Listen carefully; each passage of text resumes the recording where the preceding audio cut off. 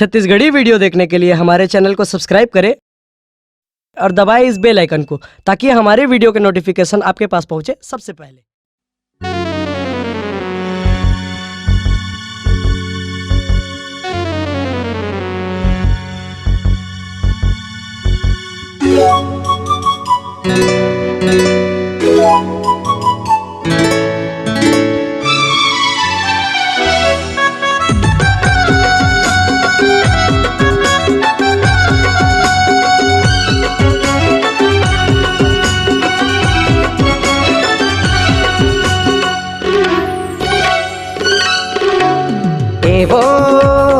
एवो खल जवानी तहा हीरोइन गोरी माया के मरीज हो इलाज करबे का।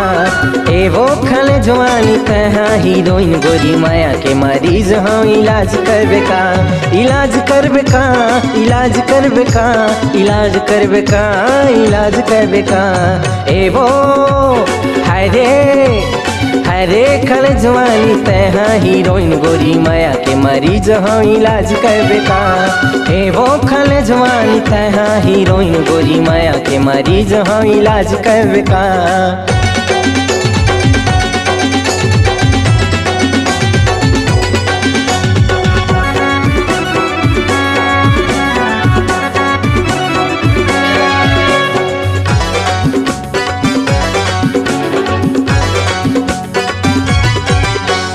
बाबा डीजे माँ तोला नचाहूँ, तोर मन के गाना रानी मैं हाँ चला हूँ।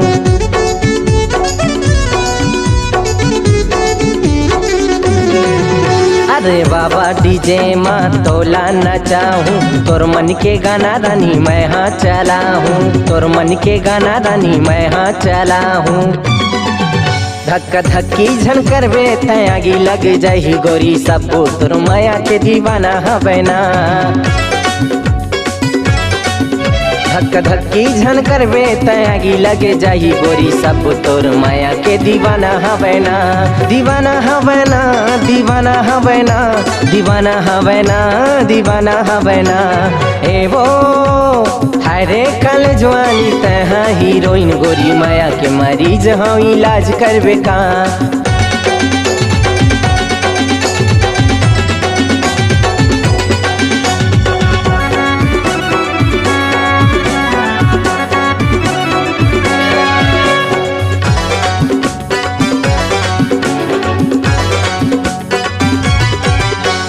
तोरे रेंगाई मथुरा उड़त है, रंग रंग के टुरा तोद पाछू पड़त है।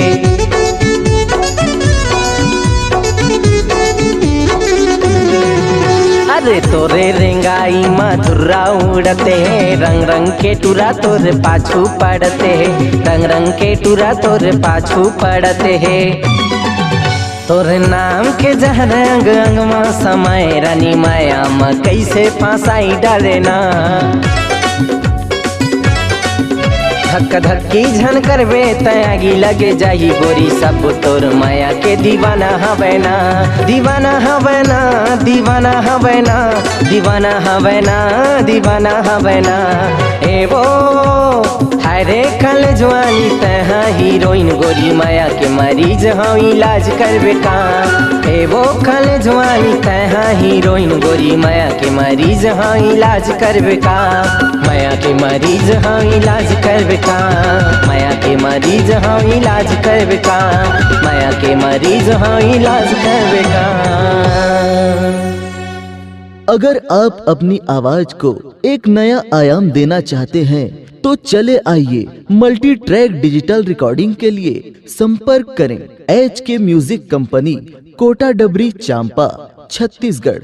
मोबाइल नंबर है 9329238487 और 8085380339।